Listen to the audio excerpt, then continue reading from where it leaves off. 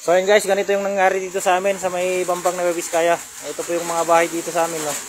Yung tinali-talian nila guys nawarak pa rin, no. Oh, yan.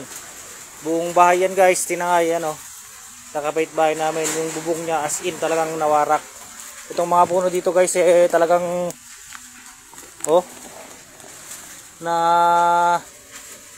naputol na yung puno sa sobrang lakas. Ito yung bagyong Uwan bossing, mas malakas pa sa bagyong Pipito. Kaya no, yung bakas niya.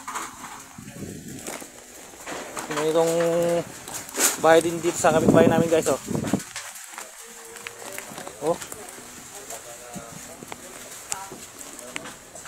talagang binuwag yung puno ng duhat guys. Ayan ito yung bahay tinitirahan namin guys, nawarak talaga as in na warak. Sayang yung bigas namin guys, natapon pa. Kabibili ko lang yan.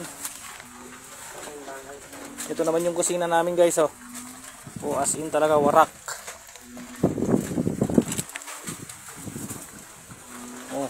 Ito yung paglutuan namin. Talagang sinira ni bagyong Uwan. Ayan. Nagkalat yung mga gamit namin dito guys.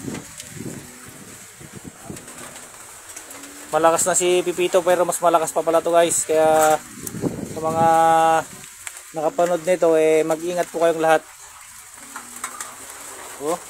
As in guys na talagang warak na warak yung bahay namin. Ayan